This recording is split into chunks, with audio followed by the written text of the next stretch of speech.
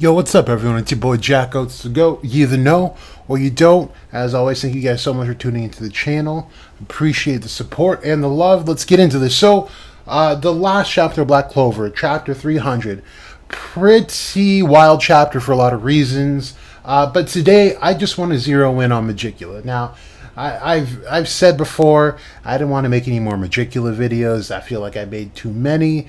But I mean, as Megicula starts developing more and showing us more, it's very hard to not actually make new videos on Megicula.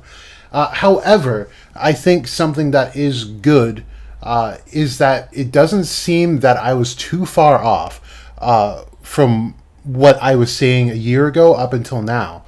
It does seem like Tabata might be doing some cross-lore references, which is why it might be a little hard to pin Megicula at times, where she's still at the same time falls into boats that we can actually identify her with. But, of course, with her name being Megicula, it's very hard to concisely pinpoint her. But I did find some new things just based on this chapter and some observations that I've made. It does seem that some new things are coming up. So I think the first one, and just really the shortest one, is here when we look at this picture. Megicula's wings are spread open, and now she's got all these eyes on her wings. Now, this told me a couple of things. Number one, this told me that it is very possible that Zagrid and Megicula came from the same place, which I believe is the Satariel. The reason behind this is that we've seen most of these devils, and they don't have wings that are as specific as Zagrid and Majicula here is. We did see Lilith and Dama's wings, how they were different. They didn't have these, I guess, extra appendages, if you will. And one thing I would like to stress, even though I stress it a lot, is that the very description of the Sitariel, which is part of the Supernal Triad, in hell, actually, I guess I'll show you guys. So this up here would be the Supernal Triad, which would be, as you see, Iset, Samael, along with Satan and Moloch at the top.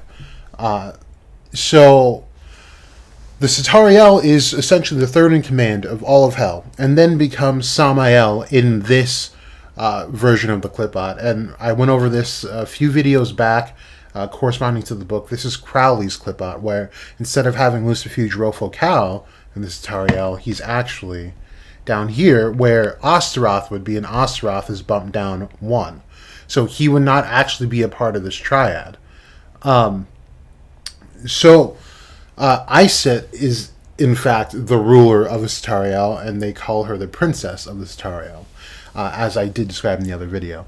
So, the description of the Sitariel is that it is a dark labyrinth filled with chaotic riddles. Now, if we break down that one sentence, starting with chaotic riddles, that is exactly what Zagrid embodied. He was literally using words to cause chaos. That was his whole shtick. That's his magic. Now, as far as this labyrinth goes, this dark labyrinth, right? We go back to the picture of Megicula with her wings spread open, and she's got a third eye, along with all the other eyes on her wings. So imagine you're in a dark labyrinth. It would help to have as many eyes as possible, honestly. And this also brings up it's a very vague and broad mythological concept, but it's the concept of the evil eye. And this is something that was introduced in the Elf arc with the third eye that Zagrid bestowed upon some of the reincarnated elves. And as I've described before when talking about the Draconian path, the Satariel is where the prospective mage looks to open their third eye, and this is the eye of Lucifer. This is after they've crossed the abyss, they can now see more of the Luciferian light, if you will. So these eyes, to me, would help her see not only just, I guess, her way around this labyrinth, but also to keep an eye over the realm that she rules. She sees everything. And if we take this back to when we first meet Liu Bei and he's giving the backstory, remember the people saw Liu Bei and were like, it's a devil, get away from it or we might get cursed. Now they weren't, I tweeted this immediately when I saw that. They weren't worried about getting crushed by gravity. They weren't worried about space being warped. They weren't worried about all burning fire, all freezing ice. They were worried about curses, which is something very specific to Majicula. And with Vonica being the one to host Majicula, we see that one of Vonica's eyes is taken by Majicula already. And this whole theme of eyes right now seems to me that she's been keeping a very close eye on everything going on in at least her realm or hell overall, as well as Midgard or Earth. Which is why she seems to have this absolute rule wherever she goes. It seems that she just dictates how things flow in a negative way. So that's kind of something I just wanted to bring up. I do see some elements of this evil eye coming up, and she seems to be the source of this this whole thing. So that aside, I want to go back to a video that I made a year ago, and this was the first of a 3-part series where I talk about the Triad in depth, trying to debunk who their devils are and where they fall within the Qliphoth. Now, I wasn't entirely off the mark when I had Majicula as this series version of Lilith. And the reason I say that I will get into. But I do want you guys to understand that Lilith actually holds 3 places on the Qliphoth. And this is something I didn't know until just recently. I was only aware that Lilith was a part of the first 2 clips in the Qliphoth, when in fact there is a third, which I did reveal already, but I did not know it was as fluid as I'm about to state. So this is coming from a source from Walter Garcia. He talks about the home of the Dark Mother. I'm just going to read what he has here, and I'll just add in some of my own thoughts and observations. Okay, so he starts out with, within the context of the Jewish Kabbalistic tradition, Lilith is one of the most terrible beings one can encounter. She was Adam's first wife who banished herself from the Garden of Eden. She then became the consort of the great demon Samael, and with him she gave birth to countless demons and monsters that still instill terror and fear in the souls of religious people. Now I want to go back that Samael is in the second highest hierarchy within the Qliphoth, right across the way from the Satariel. Right, so this is who the consort was. And remember, in one of the last videos, I do say that in one of the books that I got just recently, they do explain that this mating happened, and a product of that mating was Belphegor, or as they call him, the Beast or Kiowa, and that's exactly what we see on this version of the Qliphoth. Okay, so I'm going to keep going here. Lilith fled Eden from pronouncing God's secret name, a name so powerful that even its shorter versions are used as magical words in rituals and prayers. But how does Lilith know God's secret name? This was something that was revealed to her when God created her. However, Lilith is not a passive being. She is a rebellious woman who knows she is powerful by being in possession of God's secret name, and she uses this power to free herself from the limits of creation. By pronouncing God's ineffable name, Lilith denies paradise and chooses to live in the desert, living in caves where she will give birth to countless demons. In this sense, Lilith has been compared with God's feminine presence, otherwise known as Shekinah, who in the Jewish tradition is exiled in the physical plane. So that's essentially the story just of Lilith, right? She's the one who knows the secrets of death and rebirth, and Lilith is just one of those goddesses who know about that. And the different dimensions in which Lilith's power manifests are commonly related to the mysteries of the feminine. And I did just post about this. A parallel to the mysteries of the feminine is a magic art in the Norse mythology called Sed, that I believe that Julius practices, and it's their version of the left-hand path of magic, which is more related to Lucifer, and in that sense also Odin, and Loki and Zeus. So it just tumbles into more lore, but we're going to focus here on Lilith. So let's see. He goes on to say, like, women embody the mystery of creation within their bodies, and Lilith, as the dark side of this potential, has also inspired a number of artistic currents, most notably the Gothic current in painting. So we can identify 3 different manifestations of Lilith. Lilith within Lilith, which is here at the bottom, and you can also see Nama is part of that. He will go into this in just a bit. So we can see Lilith in Lilith as the dark side of Mother Earth, because remember, in this version, Lilith, also on other clipbots known as Namot, overlaps with Malkuth, and they share the world. And then we have Lilith in Gamaliel as the initiatrix into the mysteries of the other side. So she initiates the mage into the path of the dragon. And then we have Lilith in Sitariel. Now, note, of course, we don't have Lilith's name in Sitariel, and we are going to get into why. But let's just break down what we see from metaphorical top, which is actually the bottom, the least ranking, to the highest ranking, or the lowest ranking, contextually speaking. So, to talk about Lilith within Lilith, this is the first sphere on the tree of death, and is the counterpart of Malkuth, which is the physical plane. Malkuth is associated with the symbol of the life-giving mother, corresponding to Eve, Adam's submissive second wife, and also to Shekinah, the feminine side of God trapped into the physical sphere away from the divine realm.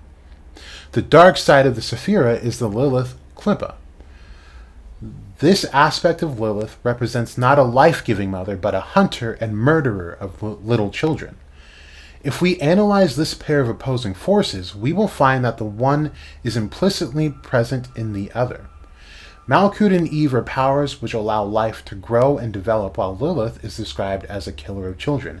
However, the life Eve gives is fragile and brief, and it is destined to end in death. It was Eve, after all, who condemned mankind to bear the mark of the original sin, an evil that religious people strive to repair. On the other hand, the death Lilith brings holds the secrets to eternal life. It's said that we are born into the world against our will. Lilith, as the dark side of the mother archetype, offers only death, but in this death there is also life, a new life, to which the adept can awake to go deep into the darker spheres of the Qliphoth and become a god.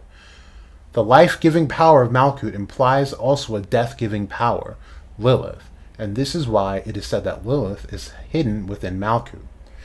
The life Lilith gives requires that one must first die in order to be able to see the dark side of existence.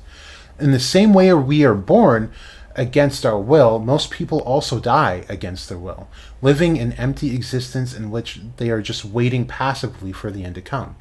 However, when one steps into the other side and into Lilith's barren womb, one is actively choosing death in order to become the creator of a new reality. This is an initiatorical death, a process which will transform the adept to his or her deepest core. Right? Lilith's presence in this clip can also be appreciated in the shape of Nama.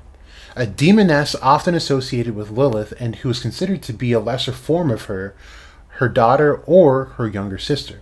Nama means pleasant, and it is said she is a demoness of extraordinary beauty. Nama, like Lilith, is a killer of children and attacks men in their sleep to procreate countless entities which inhabit the dark side of the astral plane. Lilith has also been described as a woman with a serpentine lower body reminiscent of the Greek Lamia, which I do mention in that video a year ago. She is also said to have been the serpent who tempted Eve with the fruit of knowledge on the Garden of Eden. In this regard, she is also the serpent power which lies dormant in the human body. So, this is Lilith within Lilith. And it does seem to add up, and I do appreciate how he notes that, Lilith can be represented as Nama. And Nama, as said in that initial video, is, depending on what philosophy you are looking at, is the lesser form of Lilith, the younger sister, or offspring of Lilith. And sometimes even all of the above, or 2 out of 3. It gets, like I said, weird. I also say that in the video. It gets just weird. So as we move down, we talk about Lilith within Gamaliel. So Gamaliel is the Klippa corresponding to the moon sphere and is the dark counterpart of Yesod. Both spheres belong to the realm of dreams and fantasies. And Yesod, the energy emanating from the higher Sephiroth, takes here a more concrete form in the human mind, as defined dreams, fantasies, visions, and ideas. In Gamaliel, we find dreams and visions, but of a different nature. These are the dreams that our mind will banish into the realm of unconscious because of their revealing nature, sometimes too dissonant with the ego. The ego is the image we have of ourselves, an external face built from social needs and expectations. Many people tend to identify themselves with their personas so much that they believe that it is their whole personality. This is false, as the persona and the ego are, in any case, manifestations of the self, which is the solar sphere ruled over by Tiferet and Tigirian, which is a fantastic note because that therein lies Kiowa or Belphegor in this sense, which is her child. And this all comes about by getting to know and accept these dreams. We are working to reach a deeper knowledge about ourselves. In the previous clip, Lilith manifests through Nama. Lilith is the regent demoness of the lunar sphere and is the one who initiates the adept into the mysteries of the night side of the astral plane. In this sphere, it is possible to find astral vampires and other nightmarish creatures. In dreams, Lilith reveals our most hidden fantasies and desires we would normally deny. Lilith's role here is that of an initiatrix for the adepts of the left-hand path. The previous clip is the entrance into the dark side, and here the first mysteries are revealed.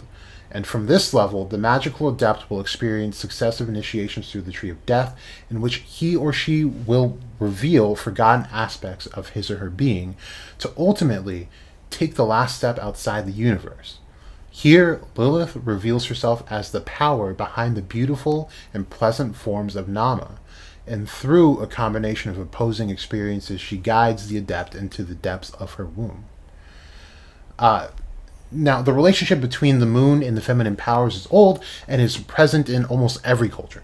One can establish contact with Lilith through dream work and deep meditation. There's a whole lot of stuff that goes off the meditation stuff. Not quite sure it's relevant here. But it is in this sphere that the adept starts remembering the forgotten parts of his soul to eventually merge everything into one functional unity. Lilith is the initiator of this process, which will eventually lead the adept's apotheosis into Thamiel. So she's pretty much where you would go as a being. You would die and be rebirthed through her to meet the true makers Satan and Moloch. And this is where you can decide to go back into the chaos, which is the Sitra Ara, the complete opposite of this, the Ein Safar, which lies outside of both trees. or to become a god in your own right and rule your own universe, which makes you a demiurge. So this is all stuff we've talked about, but here is the grand finale. This is Lilith within Satariel. It is said that Lilith's true abode lies in a higher, or lower depending on how one sees it, sphere. Sitariel, the shadow side of the Bina Sephira. In Kabbalah, Bina represents the first negative pole on the tree of life and is in the process of creation, the manifestation of divine light. This sphere is the power which stops the light from emanating from Chokmah. The primal positive pole, the male principle, associated with the figure of the Heavenly Father, and also functions as a womb in which the cosmos will gestate before manifesting into the lower worlds. Bina is the Sephira responsible for the revelation of the divine into lower realms. Bina is associated with the archetype of the Divine Mother who gives birth to the world. Satariel, on the other hand, is the Klippa, which conceals the divine light. This sphere lies beyond the abyss of the other side. So this is beyond Dot, far away from the light of the day side of creation, thus being the first step of the adept towards the absolute darkness which lies before the ultimate gateway at Gamaliel, in which he or she will become a creator of a new universe. This is also represented by the demonic ruler of Satariel, Lucifuge. Lucifuge means he who flees from light, and is the opposite of Lucifer, who is the light bearer. Lucifuge conceals the divine light from the day side so that the adept can begin to truly see in the pitch black depths of the divine realm on the other side. In the Kabbalistic configuration of the parts of him, Bina is called Amma, or mother, while Chokmah is called Abba, or father. These two poles represent the primal opposite forces which brought forth creation from the singularity of Keter. The fourth partsif is called Zer Anpin, or otherwise known as small face. The first correspondent to Keter and is called Eric Anpin, the greater face, and corresponds with the sixth Sephiroth around Tiferet. The Tiferet at the center, also called the Sun, S-O-N, which is also correspondent to the celestial sun. The fifth and last partsef is named Nuxva and corresponds to Malkuth. Nuxva is the feminine side of Zer Anpin and is called the bride. On the other side, this arrangement can reveal more about the different abodes of Lilith. In Satariel, or Amma, she is the dark mother. In Lilith, she is a seductive temptress.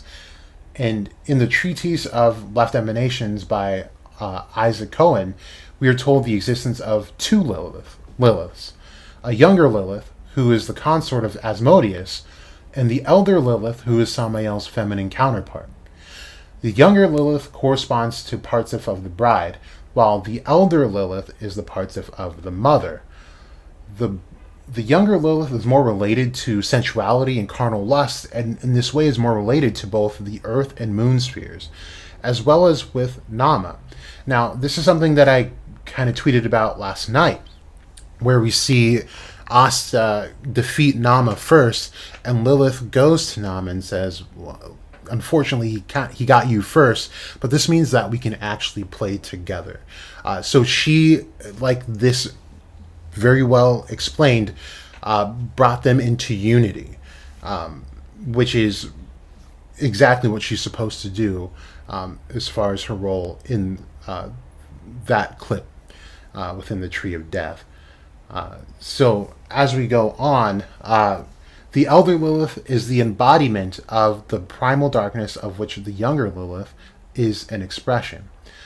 Lilith in Satariel represents the divine dark mother, the darkness which lies beyond God's light and in which the adept finds the inner divine spark. The younger Lilith appears on two spheres, like we see in the series with Lilith and Nama. They came out together, while Lilith was the higher of the two, which is why they were able to fuse the way they did. Gamaliel and Lilith, in Malkuth, she is the power behind every temptation and sin.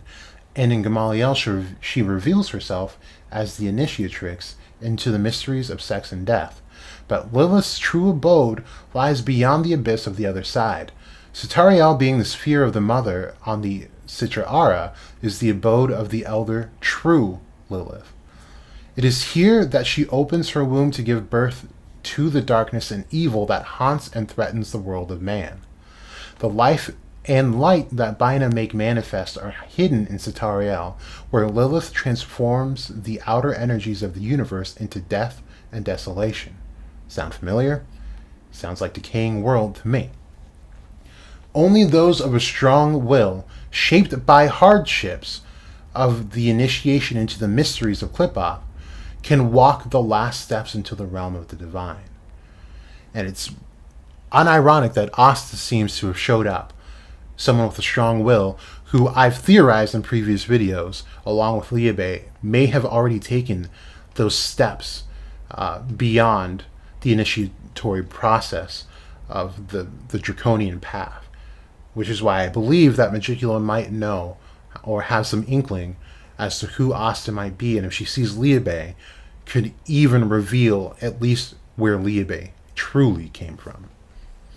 Satariel and Bina belong to the sphere of Saturn, a planet associated with death and disease. Lilith is the killer of children, and she who brings new life through death. She is also the Hindu goddess Kali, and this is where we start getting cross lore. Kali and the Nordic goddess Hel. They also bring mention of the Aztec goddess Tlaxteotl, the goddess of the filth and excrement, who is also related to Lilith. These goddesses embody the mysteries of life through death, and in these times in which we are sedated by the media and commodities of the modern life, we remind us that we too are mortal, but also that by embracing this fact, we can travel into the unknown to reach the deepest part of our soul in a journey without end.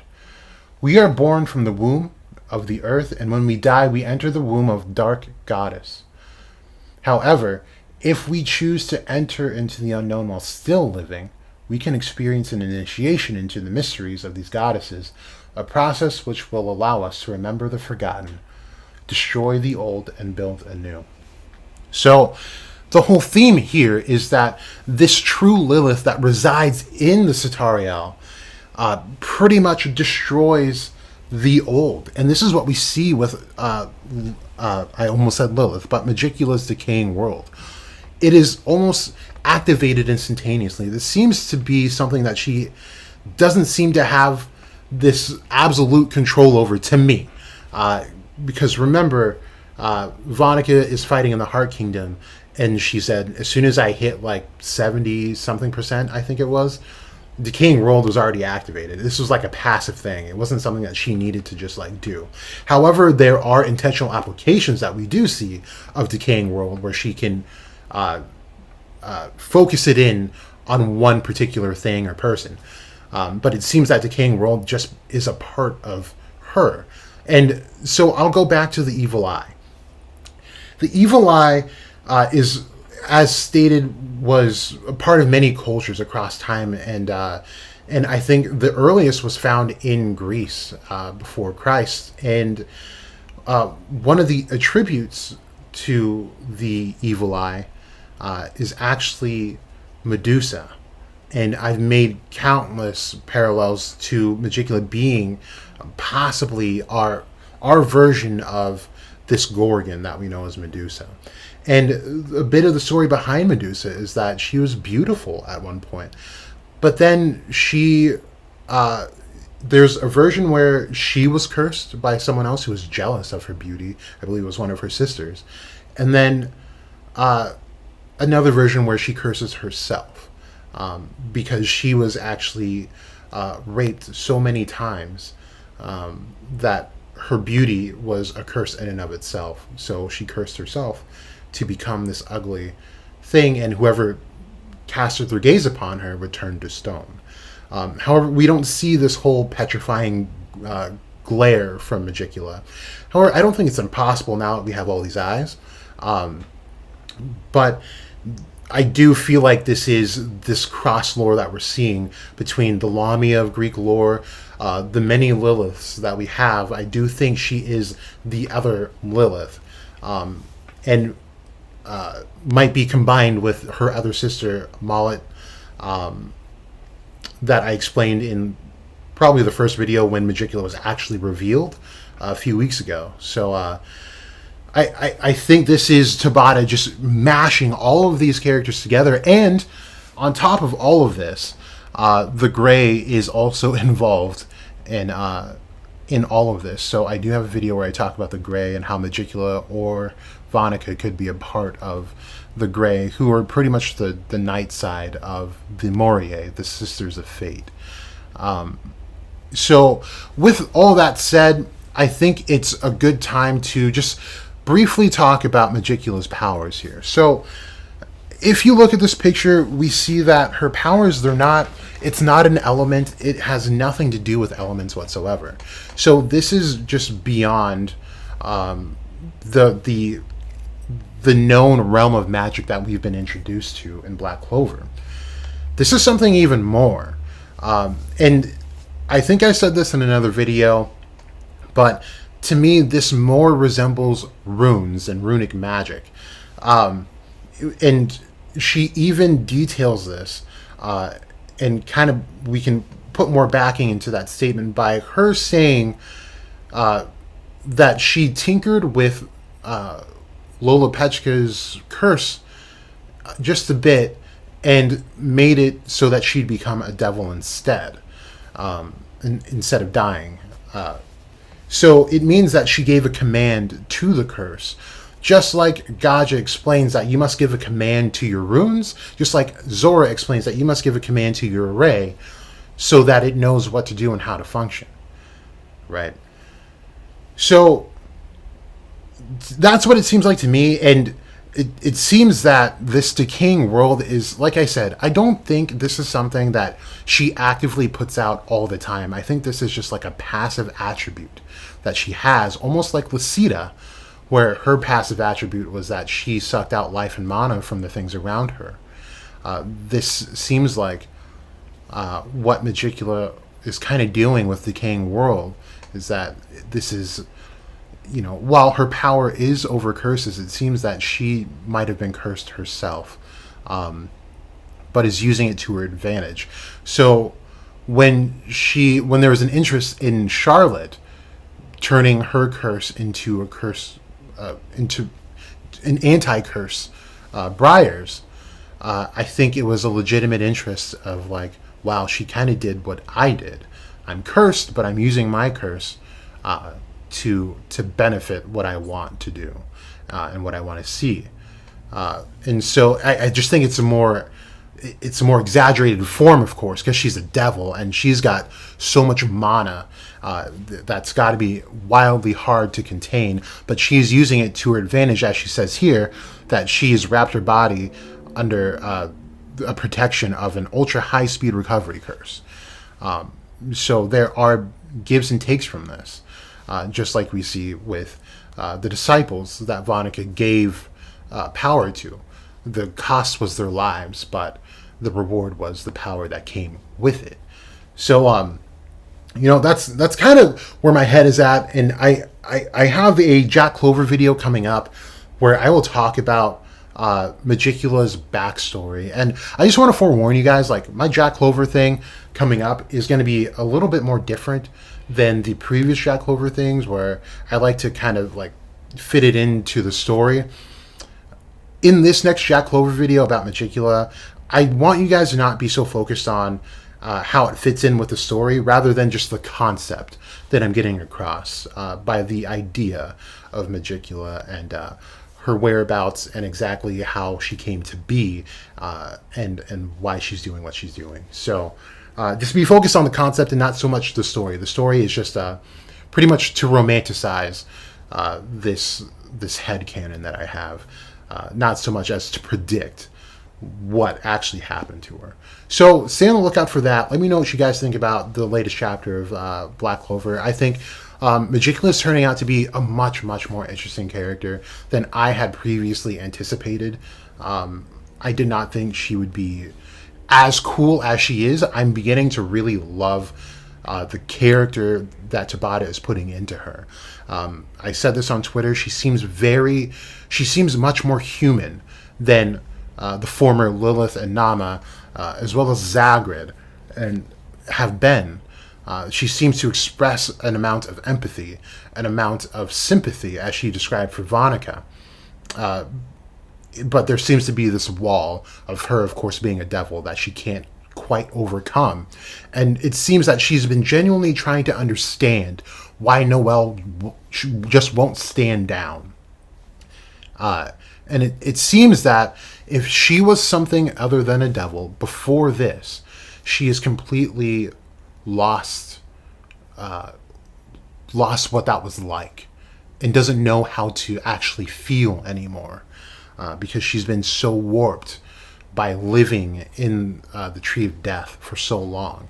And this is also something I described with the Grey. The Grey are the three sisters that are the antithesis of the Sisters of Fate, and they've grown so old that they reach an age where they don't even remember having a childhood. They don't even remember being children.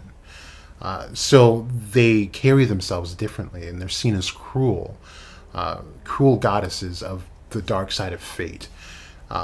However, it's just that their perspective has been a bit warped because they've lived a different path of life than everyone else. So yeah. Anyway, if you guys haven't already, go back and watch that video. It is the very first thing I posted about Majicula. It's called Majicula, the First Triad. So yeah, I don't think I was completely off by saying like she's this Black Clover's version of Lilith. However, I do think that the name is an intentional misdirection, not necessarily by Tabata, but by Majicula herself. And if I can get out this video of my Jack Clover video, I will reveal why towards the end of that story. But as I said, those eyes are there potentially to navigate around this dark, chaotic labyrinth. But also, remember, she does say that Lucifero and the others haven't caught on to her, which means that she's keeping a close watch on Lucifero. And for what reason?